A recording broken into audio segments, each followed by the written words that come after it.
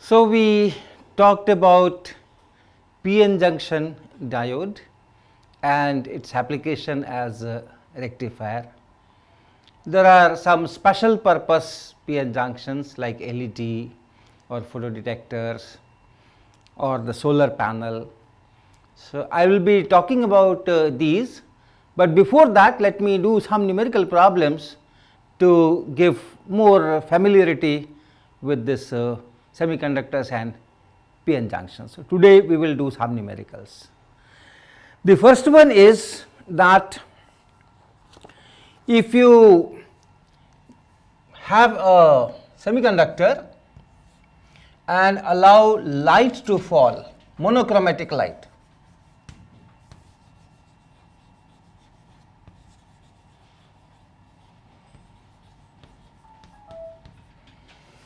then how much of it is absorbed and how much it is transmitted.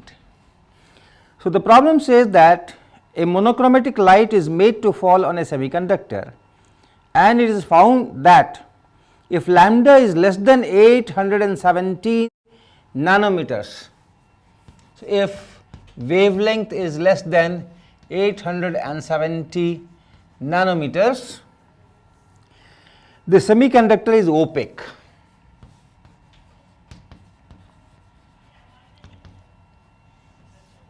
Semiconductor is opaque, but if lambda is more than this becomes transparent. So, if lambda is more than 870 nanometers, then it becomes transparent. That means the absorption is very small.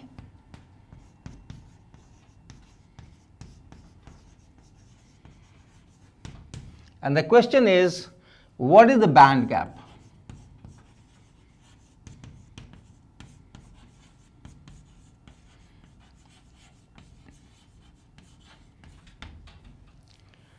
Right? So, you have a semiconductor and you allow this light to fall on this semiconductor. It is a monochromatic light, and you change your light source and work with different wavelengths.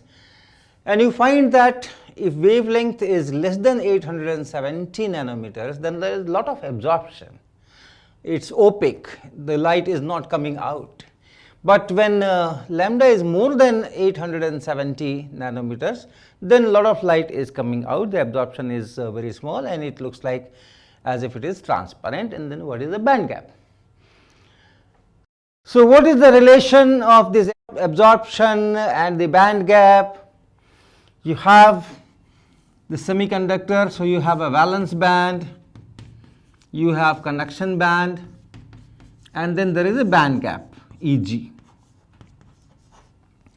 So, if light falls on this, light photons have certain energy, and you can calculate what is the energy of the photon corresponding to this particular wavelength. So, if you calculate that energy of the photon,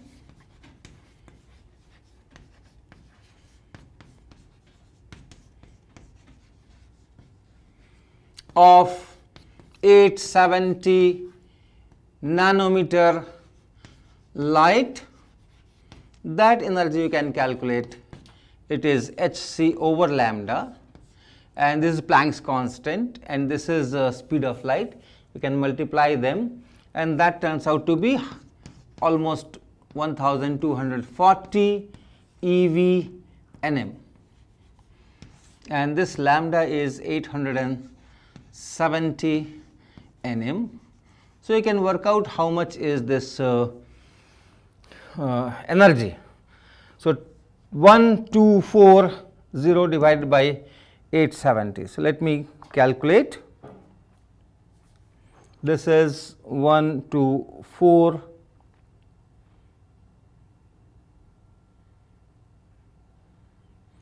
and divided by 87. So, divided by 87, and this is 1.42, almost 1.42 eV.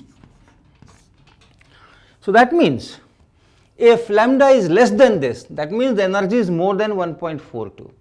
So if energy is more than 1.42, then it gets absorbed. It is opaque, light doesn't come out. So absorb means what, and how can it absorb? It can absorb if the band gap is 1.42. Then this photon 1.42 eV can get absorbed and can take an electron. This is valence band and this is conduction band. It can take an electron from this valence band to this conduction band, right? And if the wavelength is still smaller, the photon energy is larger than 1.42 eV, then also this photon can get absorbed and this electron can go here, and some thermal energy, some energy will be dissipated in thermal energy. So this process is possible. But if lambda is more than 870 nanometers, the photon energy will be less than 1.42 eV. So if the band gap is 1.42 eV and the photon energy is less than 1.42 eV, that photon cannot take this electron on to this conduction band, and therefore this photon will not be absorbed and will be transmitted through, and this will be transparent.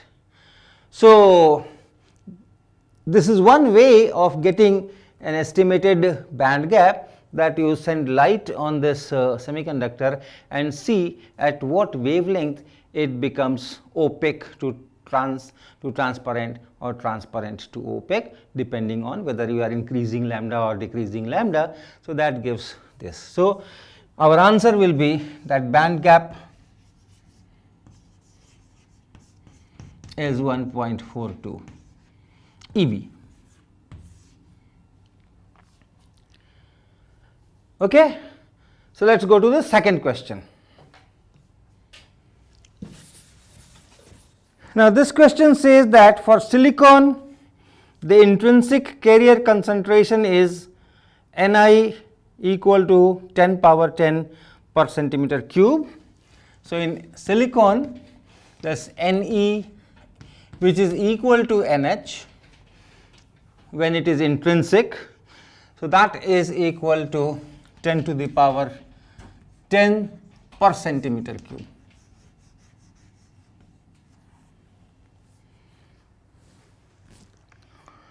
A p-type semiconductor is made by doping impurity with concentration 10 power 17 per centimeter cube.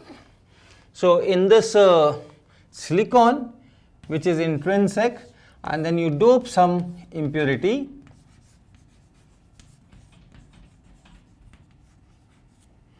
and that impurity concentration is given, it is 10 power 17 .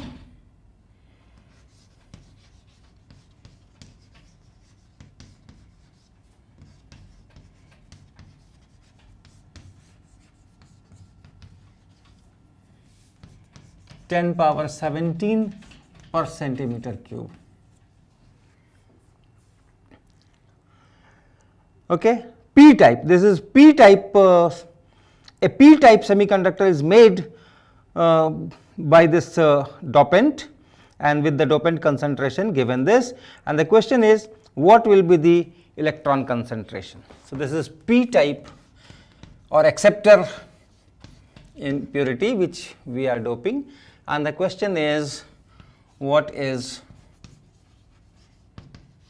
the electron concentration.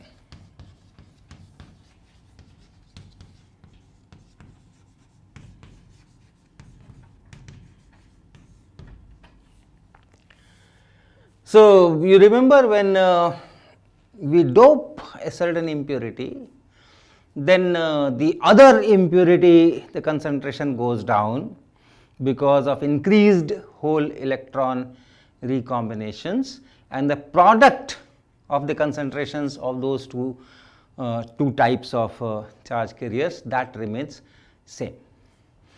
So if I am doping a p-type impurity, then definitely this NH hole concentration is increased.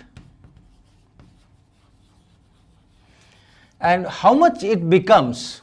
It becomes almost the same as the dopant concentration, because remember, each impurity atom that you are bringing in creates an impurity level.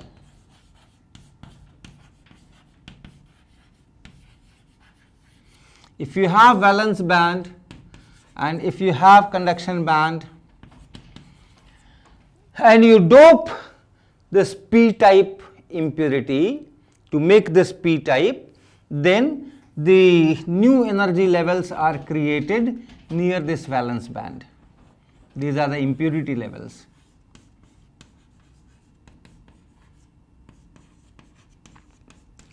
Because in that silicon crystal, it comes with one less outer electron, and therefore you have a hole. It bonds with 3 of them, and the 4th one is already broken. Okay, and then electrons can jump from here to these impurity levels, and holes are created here. This becomes ionized, right? That becomes negative ion there, and then you have holes here. So you have large number of holes here, like that. And since each impurity atom is creating one such level here, the number of levels here or number of quantum states here is same as the number of these dopant per centimeter cube. And remember, when I say quantum state, spin up and spin down, so it will be double of this. Those many quantum states will be created here. But then this ionization is very quick, because this difference is small. This difference is only few tenths of a milli electron volt. And Kt itself, K times T itself is at room temperature 26 MeV.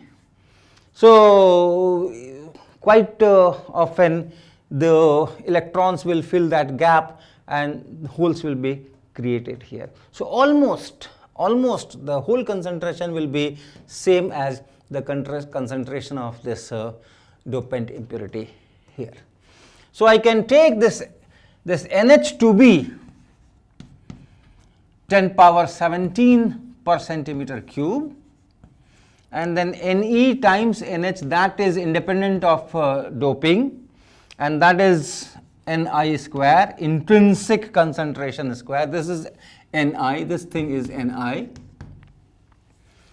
and therefore this Ne is equal to Ni square divided by Nh, and Ni square is this 10 to the power 10 into 10 to the power 10, that is 10 to the power 20 centimeter power minus 6 here, and Nh is 10 power 17 and then centimeter minus 1, which is just 1000 per centimeter cube. So these will be the number of electrons which are here. When there was no doping, that number was also 10 power 10. But then because of this doping, this number has gone down to just 1000, whereas this number has gone up to 10 power 17. Okay, the third question.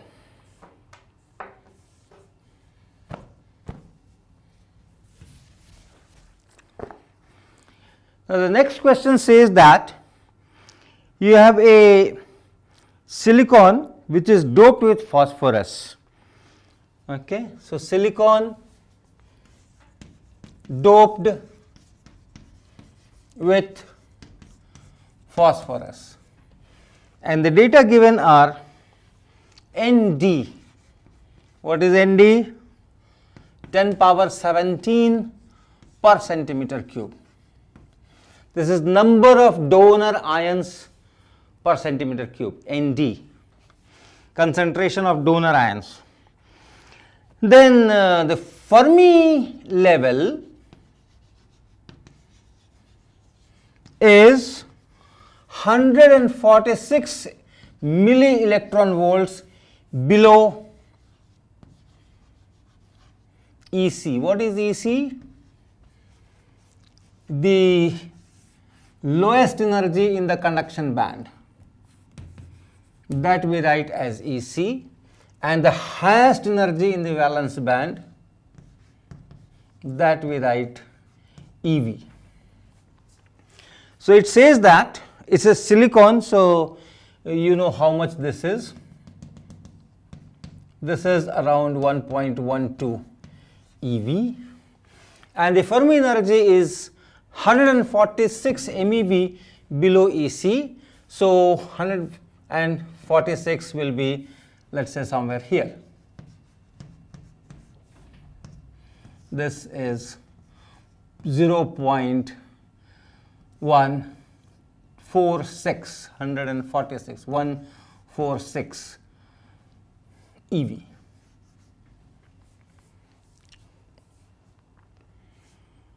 This is Fermi energy.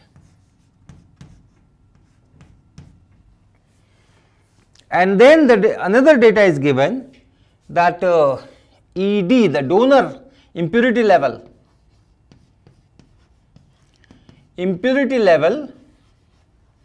E impurity you can call it, this is 45 MeV below this 45 small m EV below EC. So the impurity level is formed somewhere here.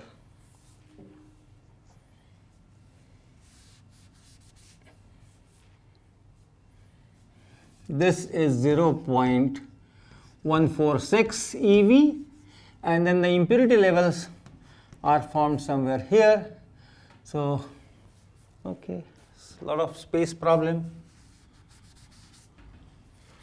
So this is EC, and then this is EI, impurity level, and this separation is 45 MeV, so 0.045 EV. So these are the data given. I hope you remember, for intrinsic semiconductor, the Fermi level is in midway between these two, EC and EV, midway between. But if you dope this donor impurity like phosphorus to make it N type, this Fermi energy goes up. So it's not at half, it has gone up. And then when you are putting these impurities, that impurity levels are created, and there are few tens of MeVs I had been talking about. So it is this thing here. The electrons jump from here to here because of thermal energies, and that is how you get electrons in the conduction band. Ne increases, Nh decreases. So this is the data which is available. What is asked?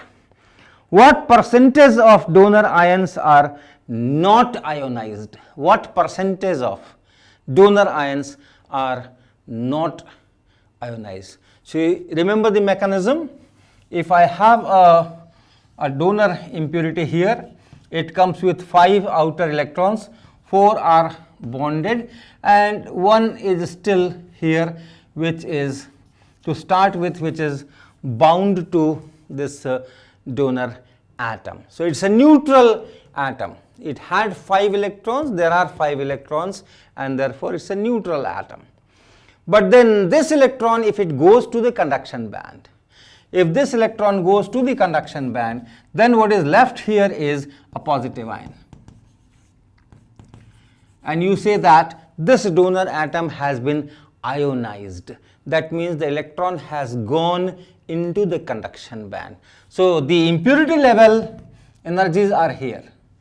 Here, these are the impurity level energies. So once the electron goes from this impurity level to the conduction band, your donor atom is ionized. And if it is not, if it is still bound here, then you say that it is not ionized. So the question is, what percentage of the donor ions which are substituted in this lattice crystal are not ionized? Okay, so total number of donor ions per centimeter cube is given here. Out of these, how many are ionized and how many are not ionized, right? Okay, so what we will do, we will calculate the probability of a quantum state being filled here. These impurity levels are created here. So you have created new quantum states, and there are electrons to start with. But then these electrons are going to conduction band, and there is a probability of that. So what is the probability that a quantum state here is filled by the electron, right? So that probability we can calculate, and for that this EF is needed. So probability that a quantum state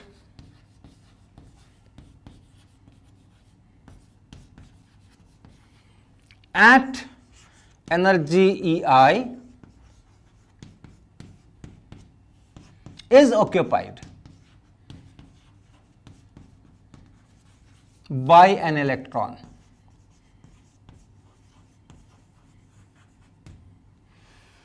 So this probability will be given by that Fermi function f of E, which is 1 divided by 1 plus e power E minus EF and over kT. And since I am looking for probability that a quantum state at energy EI is occupied, so this E here is nothing but this EI, and that one can calculate. So this is 1 over 1 plus E, EI minus EF. So this is EI and this is EF. So what is EI minus EF? EI minus EF will be EI minus EF will be this 0.146 EV and then minus this 0.045 EV, and that will be how much? This much EV, 0.101 EV or 101 milli electron volts. So this is 0.101, and then that divided by K times T. So taking room temperature 300 K, K times T is 0.026 EV. So let us work out how much is this. 0.101. So e to the power, let us work out this much. 1 divided by 1 plus 48.6. So that value is 48.6. So that is 1 divided by 49.6, almost 0.02. But still let me do that. 1 divided by 49.6 equal to, yes, 0.0201 etc. So almost 0.02. So this is the probability. This is the probability of one quantum state being filled here. But how many quantum states are there? The number of quantum states are 2 into 10 to the power 17, right? 2 into 10 to the power 17 because of that spin up and spin down. You have these many donor ions, okay, but then electron with spin up is a different quantum state, electron with spin down is a different quantum state. So total number of quantum states is 2 into 10 power 17 per centimeter cube, and then you have this probability of each quantum state being filled. So multiply that, how many quantum states are occupied? So number of quantum states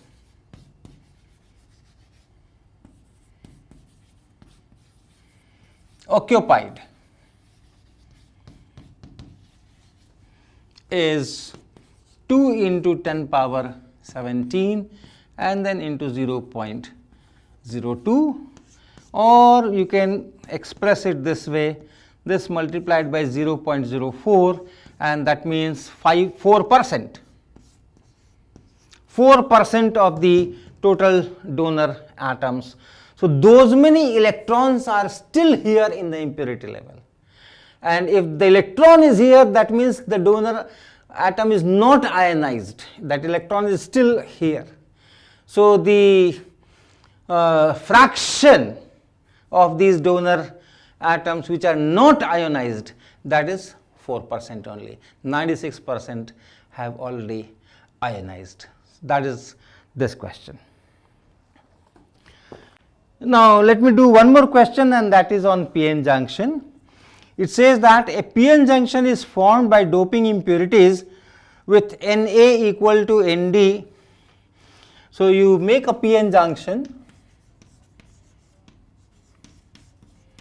by doping impurities, and number of acceptor impurity per centimeter cube is same as the number of donor impurity. So if you denote your p-n junction like this, here is the junction, then from one side you have acceptor, another side you have donor, and since Na is equal to Nd, your depletion region will be of equal width on the two sides.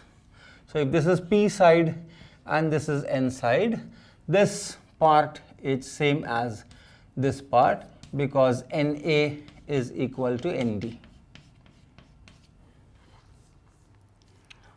The depletion layer width is 1.4 micrometers. Okay, so the depletion layer width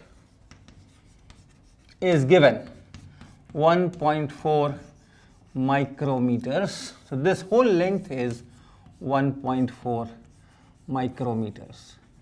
That is given. The potential difference between the n side and the p side, which is the potential barrier. So that potential barrier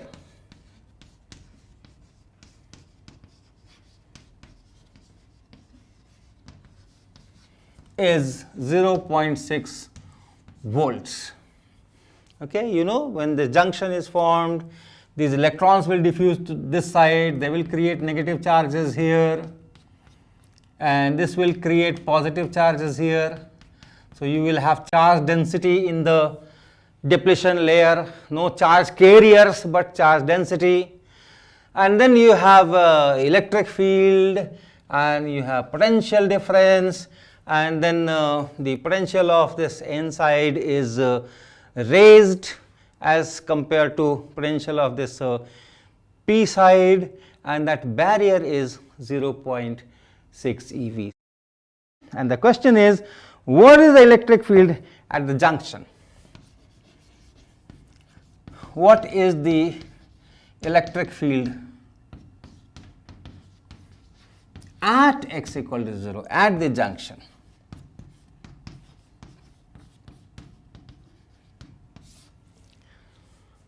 Okay, so if you remember our electric field, this electric field will be in this direction. This is the direction of electric field, positive side to negative side, and therefore it will be negative in the usual diagram. So if E is here, X is here, then you have electric field somewhere here, and then when depletion layer ends, the electric field becomes 0. The electric field is 0 here, and it is linear. And it is linear. Same story on the other side. The electric field is still in the same direction, so it is negative, and here the electric field is 0 beyond the depletion layer. So here it is all 0, and this is also linear, and this is, let us say, E naught, and we need this E naught, or you can call it minus E naught if you so wish.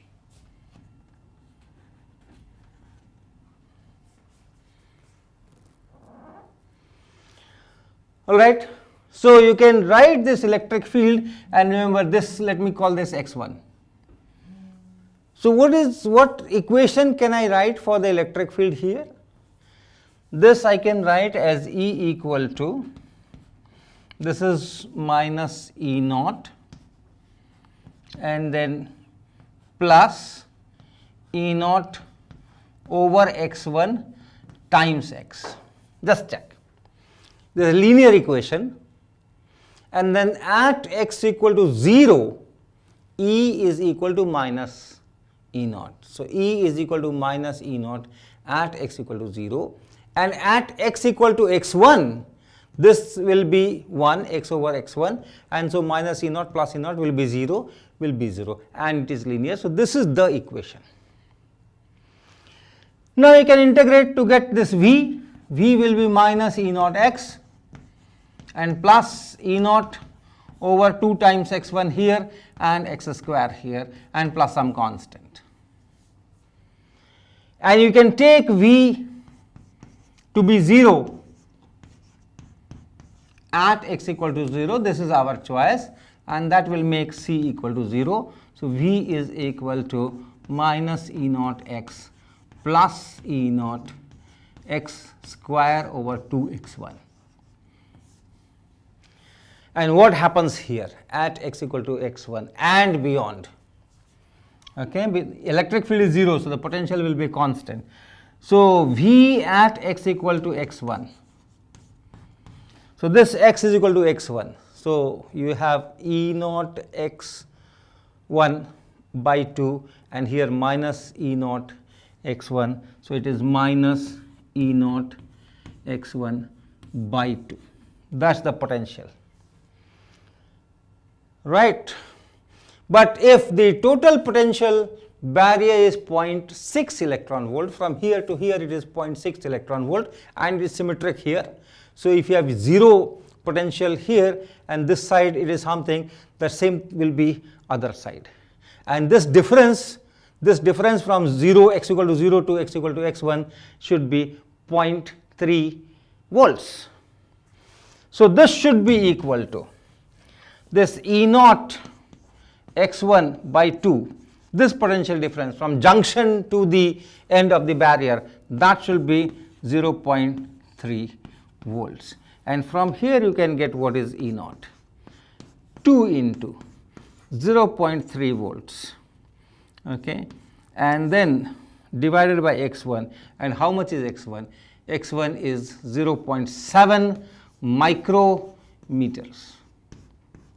So that is the electric field. You can write in terms of volt per meter. This is 10 power 6 here, 0.6 here, 0.6 over 0.7, that will be 60 by 7, that is 8.6, something like this, 0.86 in fact, 0.86, okay, let me write 0.86, 0.86, that is this, and then into 10 to the power 6 volts per meter, or 0.86 megavolts per meter. That's the maximum magnitude of electric field which exists at the junction. And then as you go on this side or you go on this side, it linearly decreases to 0. Alright, so we will stop here, and next time we will do some special p-n junction diodes.